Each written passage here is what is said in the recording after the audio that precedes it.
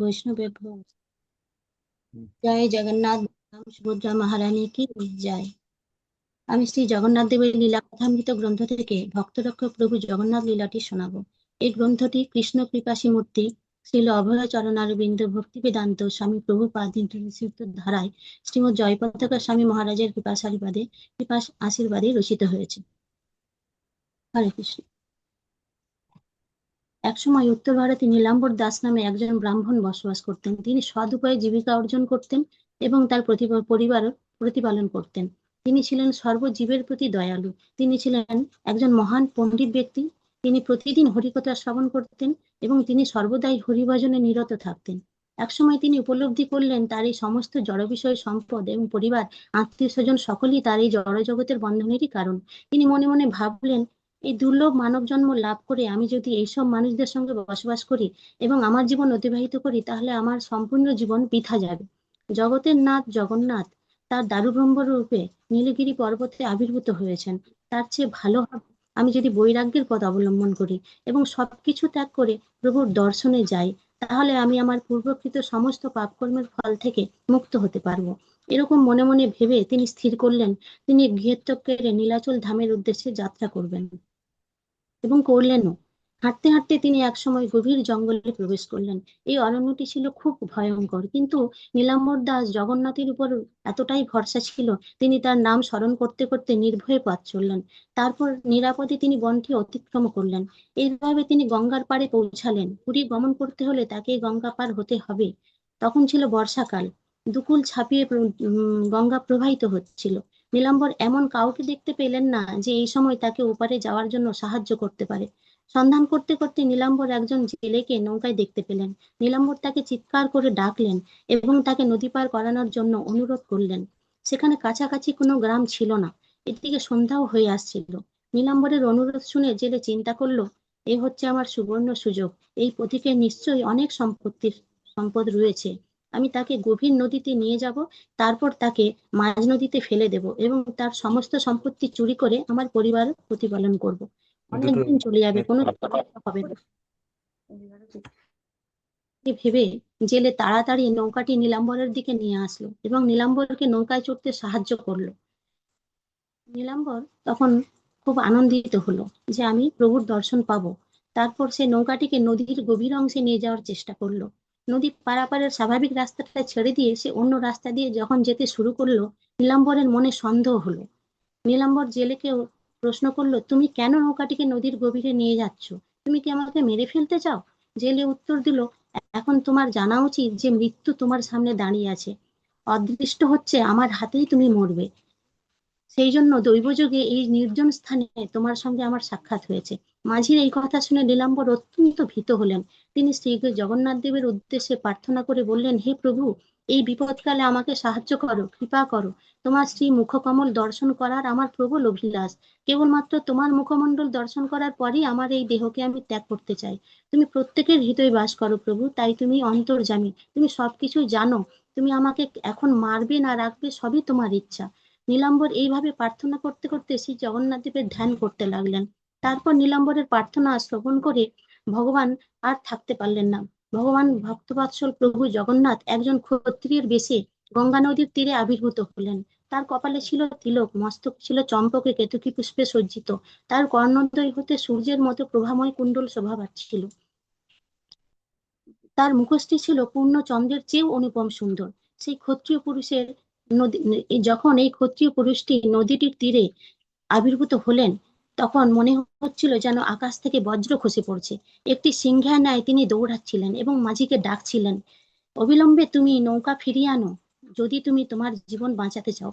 ক্ষত্রিয় পুরুষের সেই সিংহ গর্জন শুনে ওই মাঝির মনে হলো তার মস্তকে বজ্রাঘাত করলো। সে ভাবলো, এই ব্রাহ্মণ খুবই সৌভাগ্যবান, তাই জন্য ভগবান তাকে রক্ষা করতে এসেছেন।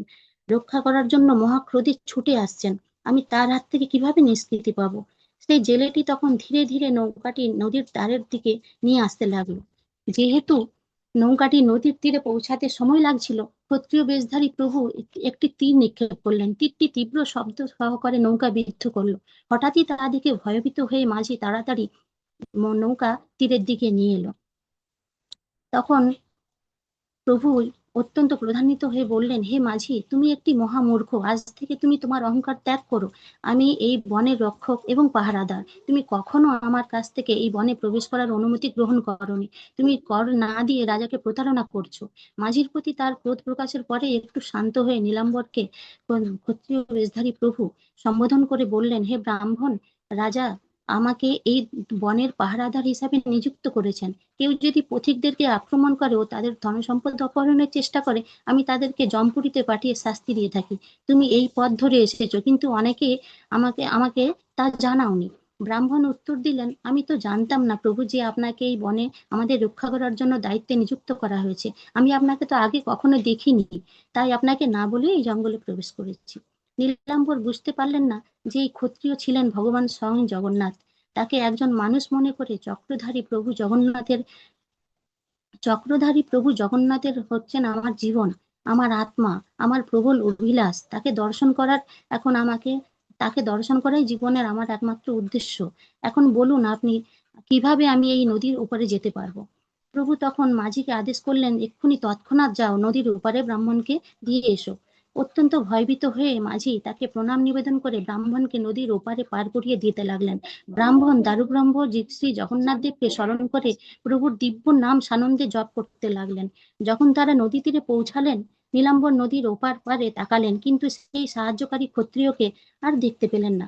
তিনি নীলাচলের দিকে যাত্রা করলেন, মাঝিও তার গৃহে ফিরে গেল।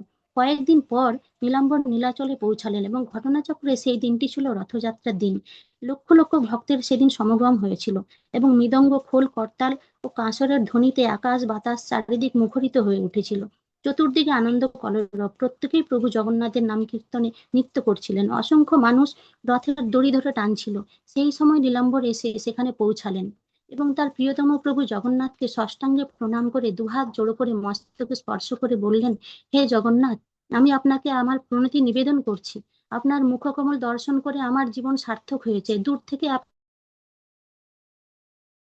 ভাবে আপনি রক্ষা করেছেন। আপনার চরণ কমলকে স্মরণ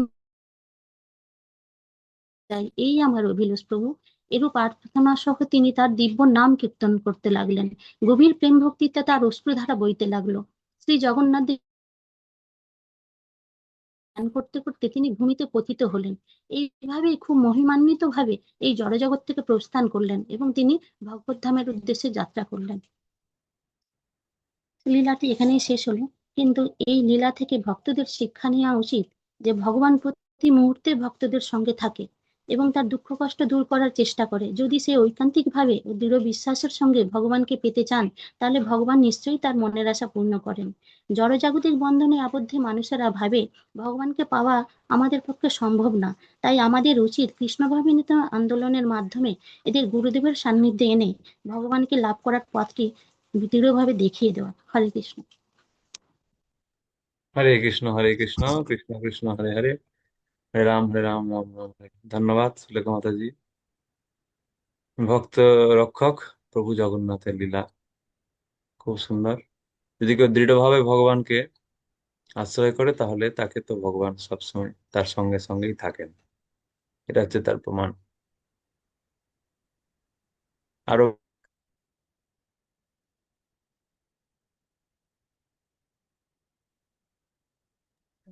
অন্নপূর্ণা মুখী মাতাজি স্টার্ট করুন।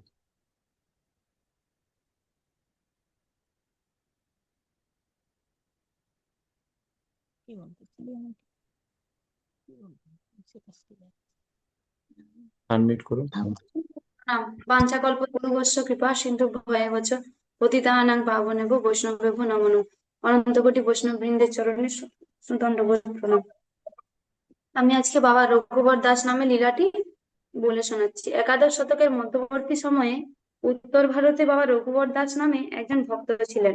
তিনি শ্রী রামচন্দ্রের একজন একনিষ্ঠ ভক্ত ছিলেন এবং সেই সময় উৎকল দেশের রাজ্য শাসন করতেন অনঙ্গ ভীমদেব নামে একজন রাজা। সেই সময় জগন্নাথ মন্দির নতুন নবনির্মিত হওয়ায় বাবা রঘুবর দাস সেই নবনির্মিত প্রসিদ্ধ শ্রী জগন্নাথ দেবের মন্দির দেখার খুব অভিলাষী হয়েছিলেন এবং রঘুবর দাস পদব্রজে তীর্থযাত্রা করেছিলেন। ভারতের সকল তীর্থস্থান দর্শন করে পরিশেষে বাবা রঘুবর দাস শ্রী জগন্নাথ দেবের দর্শনের আকাঙ্ক্ষায় পুরীধামে উপনীত হয়েছিলেন এবং সেই সময় পুরীধামের রাজা একজন উম, একজন সেই সময় পুরী রাজা একজন মানে একজন বৈষ্ণবকে খুঁজছিলেন যিনি যজ্ঞাগ্নি পবিত্র অগ্নির হোম রক্ষা করতে পারবেন। এবং এই হোমের নিয়ম ছিল যে 3 দিন 3 রাত ধরে এই অগ্নিকে ধরে রাখতে হবে। শাস্ত্র নির্মিত নিয়ম অনুসারে প্রথমে আচার্যগণ পবিত্র অগ্নি বৈষ্ণব অগ্নি সহযোগে পূর্ণ আহুতি প্রদান করবেন এবং সেই অগ্নি দ্বারা শ্রী জগন্নাথের ভোগ রন্ধন করা হবে এবং তবেই সেই ভোগ মহাপ্রসাদ নামে বিবেচিত হবে। সিদ্ধান্ত হয়েছিল যে কোনো সাধারণ মানুষ নয়, একজন মহান সাধক বা বৈষ্ণবই অগ্নি রক্ষা করতে পারবেন। দেশের সকল সাধকগণের অবগতির জন্য ঘোষণা করা হয়েছিল এবং যেন সেই বৈষ্ণব এসে অগ্নি রক্ষা করে সেই মহান সেবাটি গ্রহণ করতে পারেন। এবং এর একটি শর্ত দেওয়া হয়েছিল, যিনি 3 দিন 3 রাত 3 দিন 3 রাত্রে এই অগ্নি ধরে রাখতে পারবেন তাকে এই মহান সেবাটি অর্পণ করা হবে। এবং অনেক সাধকগণ পুরীতে সমবেত হয়েছিলেন, কিন্তু তাদের মধ্যে কেউই অগ্নিকে ধরে রাখতে সমর্থ হলেন না। পরিশেষে বাবা রঘুবর দাস এগিয়ে এলেন এবং তিনি ওই অগ্নিকে 3 দিন 3 রাত্রি ধরে রাখতে সমর্থ হলেন এবং সেই জন্য তাকে ওই সেবাটি সমর্পণ করা হলো।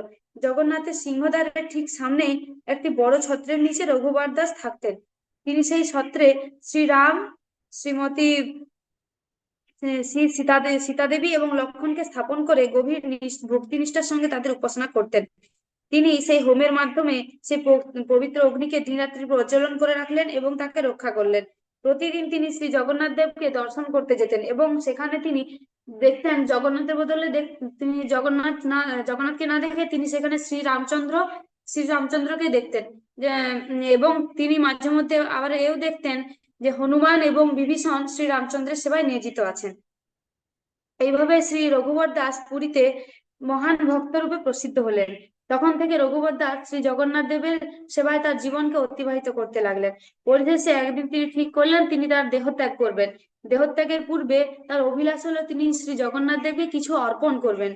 এবং তখন তিনি শ্রী জগন্নাথ দেব, বলদেব ও সুভদ্রা মহারানীর জন্য শোলা পদ্ম ও কলাপাতা দিয়ে তৈরি একটি অনুপম সুন্দর মুখপদ্ম বলে একটি সাজ তৈরি করলেন, যা বিগ্রহ সমূহের আনন পরিবেষ্টন করে শোভিত হবে। তিনি সেই পবিত্র অগ্নির সন্নিকটে গেলেন এবং সেখানে ঘি এবং কিছু মিষ্টির সহযোগে একটি সুন্দর সুস্বাদু পরমান্ন তৈরি করলেন এবং তা মন্দিরে নিয়ে এলেন। তিনি পূজারীগণকে অনুরোধ করলেন যেন ওই শোলাপদ্ম ও শোলাপদ্ম এবং কলাপাতা দিয়ে যে মুখপদ্ম সাজ, সেই সাজ যেন ভগবানকে পরানো হয় এবং সেই পরমান্ন যেন ভগবানকে নিবেদন করা হয়। কিন্তু জগন্নাথ মন্দিরের পূজারীগণ কঠোরভাবে চিরাচরিতের প্রথাকে নিয়ম মেনে চলেছিলেন।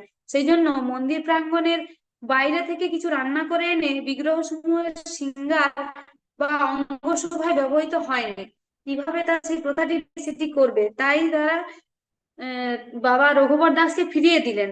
সে সাজ এবং মিষ্টান্ন ভগবানকে নিবেদন করতে অস্বীকার করলেন এবং বাবা রঘুবর দাসকে ফিরিয়ে দিলেন।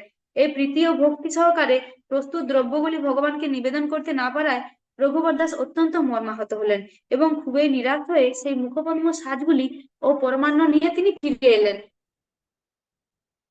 এবং তিনি ব্যথিত অন্তরে মন্দির থেকে চলে গেলেন। তিনি মুখপদ্ম সমূহ শ্রীরামচন্দ্র বিগ্রহের কাছে রাখলেন এবং আরেকদিকে পরমান্নটিকে ঢেকে রাখলেন এবং তারপর তিনি তার নব নির্মিলিত নয়নকে নির্মিলিত করে ধ্যানে বসলেন এবং এইভাবে সারাদিন তিনি ধ্যানমগ্ন হয়ে অতিবাহিত করলেন। পরদিন সন্ধ্যায় মন্দিরের পূজারীগণ ভগবানের যা সমস্ত সন্ধ্যাকালীন কৃত্যাদি সবে সম্পন্ন করলেন। ভগবানকে বিশ্রাম দেওয়ার পূর্বে তাকে বড় শৃঙ্গার বেশ করার আয়োজন চললো। বড় শৃঙ্গার বেশ হচ্ছে ভগবানকে শ্রী শ্রী জগন্নাথ দেবকে শয়ন দেওয়ার আগে তাকে যে বেশ পরানো হয় সেটাকে বলা হয় বড় শৃঙ্গার বেশ। তো সেই বেশ পরানোর জন্য প্রভু শয়নকালে পরিধান করেন। বহু ভক্তগণ তাদের গৃহ ফিরে যাওয়ার পূর্বে সেই বড় শৃঙ্গার বেশে প্রভুকে দর্শনের প্রতীক্ষায় অভিলাষী হয়ে রইলেন।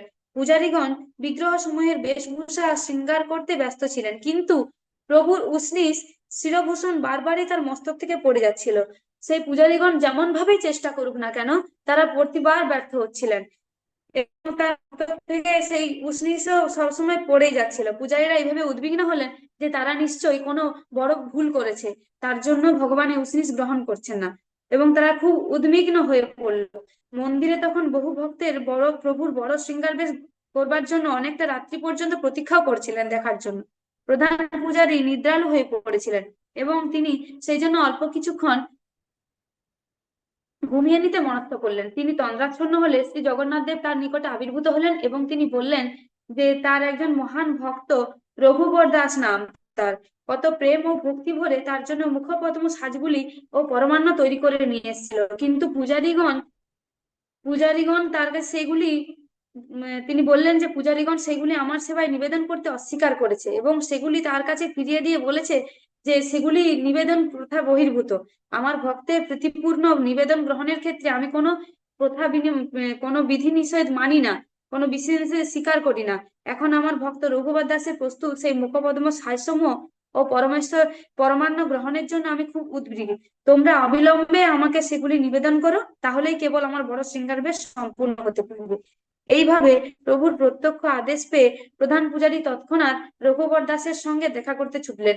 যদিও সেটি ছিল মন্দিরের বিধি নিয়মের বহির্ভূত, তবুও জগন্নাথের ভগবত আজ্ঞা অবশ্যই পালন করতে হবে। মন্দিরের সামনে যেখানে রঘুবর দাস থাকতেন সকল পূজারীগণ সেখানে পৌঁছলেন এবং তারা দেখলেন রঘুবর দাস ধ্যানে মগ্ন।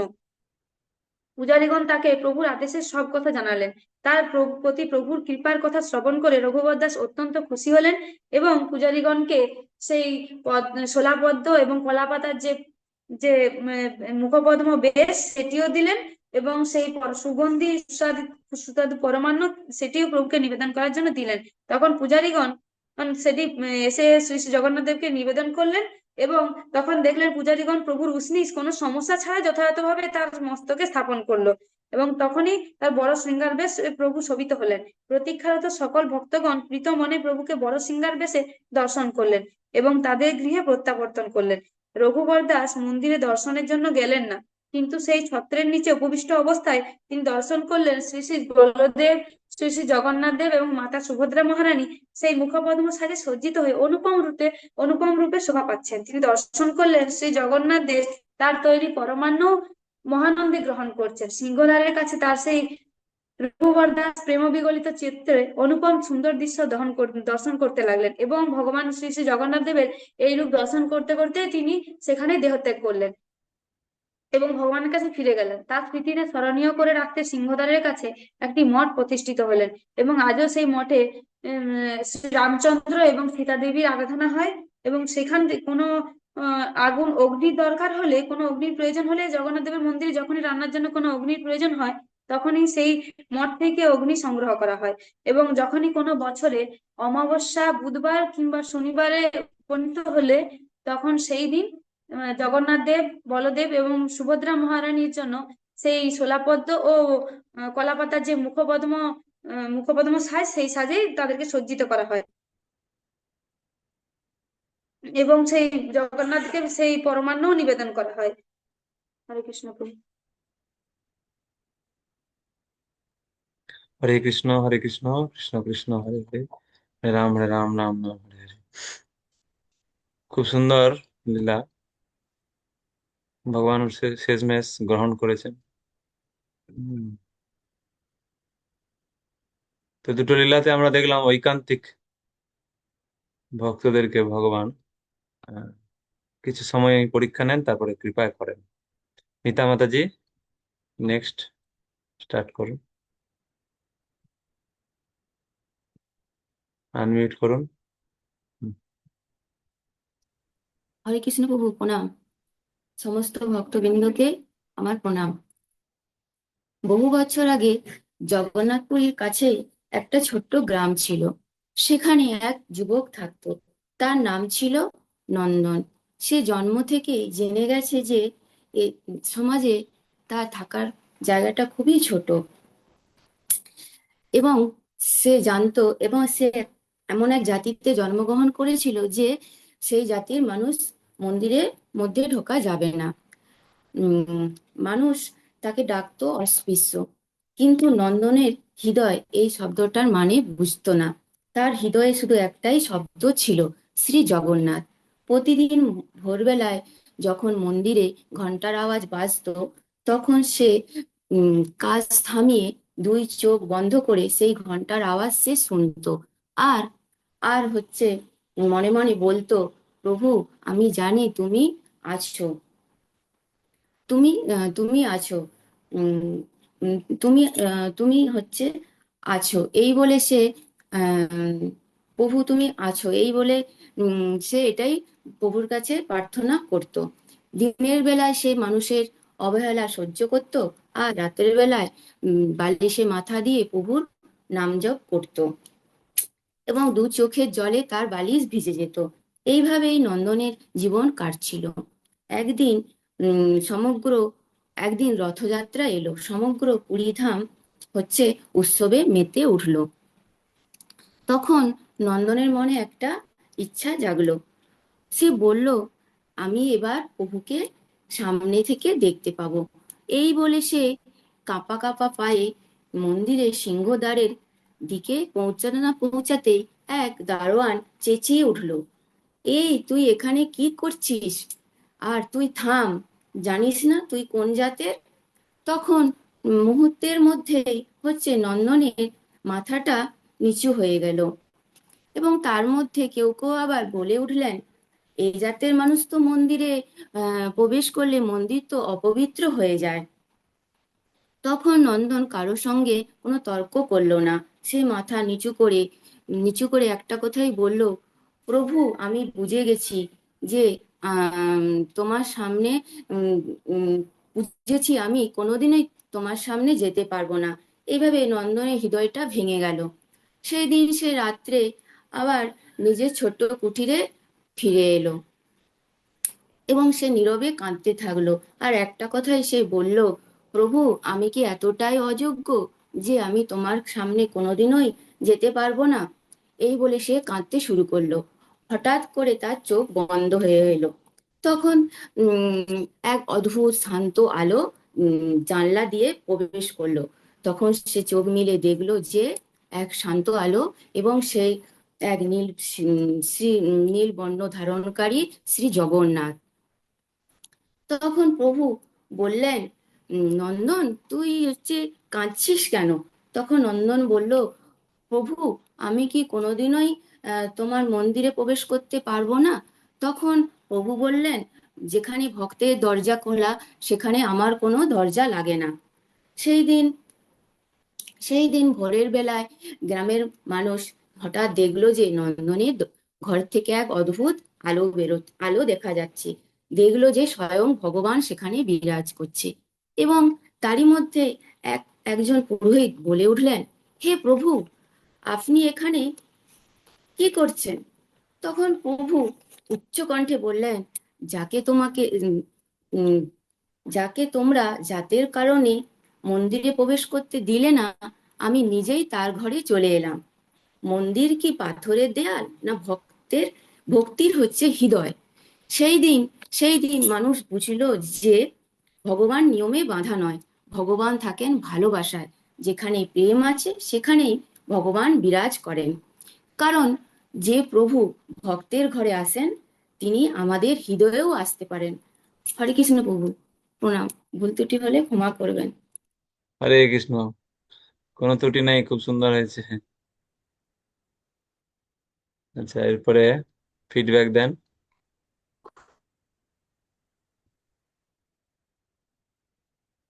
কে কে ফিডব্যাক দিবেন? তো দেখা যাচ্ছে জগন্নাথ যারা আহ নীচ, যারা অস্পৃশ্য, যাদেরকে সকলে পরিত্যাগ করেছে, হ্যাঁ, সেই সব ব্যক্তিদেরকেই জগন্নাথ বেশি কৃপা করছে, হ্যাঁ তাই না? তার মানে আমাদের যদি অনেক কিছু থেকেও থাকে, অনেক যোগ্যতা, অনেক শিক্ষা, অনেক অর্থ, সৌন্দর্য, তারপরেও যদি আমরা উম, নিরহংকার হই এবং নিজেদেরকে অযোগ্য মনে করি, তবেই ভগবান আমাদেরকে কৃপা করবে। এটাই বোঝা যাচ্ছে এই লীলাগুলো থেকে। অনুতপা মাতাজি।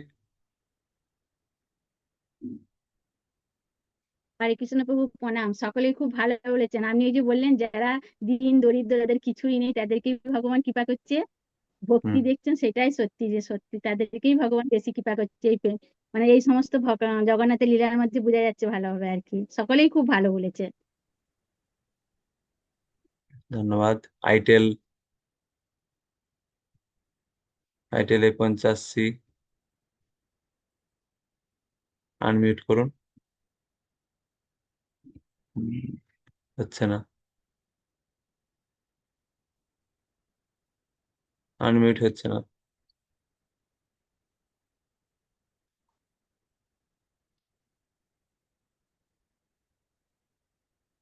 আর কেউ ফিডব্যাক দেবেন? স্নিগ্ধ রূপম মাতাজি। কৃষ্ণপ্রভু প্রণাম। আজকে তো আপনি এক কথাই বলেই দিলেন, ফিডব্যাক সুন্দর। ওইটাই আমারও মানে মনে হচ্ছিল যে সত্যি সত্যি মানে ভগবান সব কৃপা করেন, যে চৈতন্য চরিতামৃত থেকে আমরা একটা শ্লোক পাই, দিনের অধিক দয়া করেন ভগবান, ব্রাহ্মণ কুলীন পণ্ডিতের বড় অভিমান। মানে এই কথাটা আমার মনে হচ্ছিল আর কি তখন, তারপরে আপনি তো সুন্দর করে বলেই দিলেন এটা। সত্যি সবারই খুব সুন্দর হয়েছে। হরে কৃষ্ণ। আর কেউ ফিডব্যাক দেবেন? সকলকে অসংখ্য ধন্যবাদ।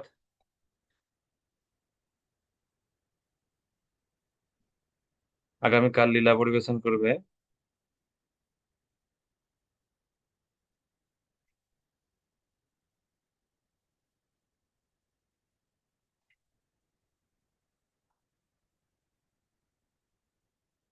বৃহস্পতিবার, তাই তো নাকি না বুধবার, দিব্যরূপিণী দেবকী দেবী দাসী, লাবণ্য বৃন্দা দেবী দাসী, শ্যামানন্দ কৃপানিধি দাস। কালকে রেডি থাকবেন। বেশ মেঘলা বৃষ্টি বৃষ্টি ওয়েদার, সকালে উঠে জগন্নাথের লীলা কত সুন্দর লাগছে, তাই না? এই লীলা শুনে জপ টপ করে খিচুড়ি আর বেগুন ভাজা রান্না করবেন, জগন্নাথকে দিবেন, সবাই কড়ার বাই হয়ে যাবেন, তাই না? কড়ার বাই হয়ে যাবে সবাই, দিয়ে জগন্নাথের খিচুড়ি প্রসাদ পাবেন আর ঘুমাবেন।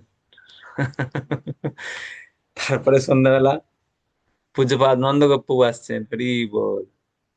বিদ্যাসাগর হলে আজকে সন্ধ্যাকালীন অনুষ্ঠান আছে, জেলা প্রচারক পু আসবে, সকালে উপস্থিত থাকার চেষ্টা করবেন। সন্ধ্যারতি প্রভুর শ্রীমুখে পাঠ প্রবচন, তারপরে 9:30 থেকে তারপরে কিছু হয়তো নাটক থাকবে মন্দির কর্তৃপক্ষ থেকে, তারপরে 9:30 থেকে 11টা কীর্তন মেলা। নামট্ট ভক্তদেরকেই কীর্তন মেলা পরিবেশন করতে হবে আজকে, তো এইভাবে অনুষ্ঠান রয়েছে। সকালের উপস্থিতি একান্ত কাম্য। হরে কৃষ্ণ। শ্রীল প্রভুপাদ কি জয়, সমবেত ভক্তবৃন্দ কি জয়, জগন্নাথ বলদেব সুভদ্রা মহারাজ সুদর্শন ভগবান কি জয়। নিতাই গৌর প্রেমানন্দে হরি হরি বল।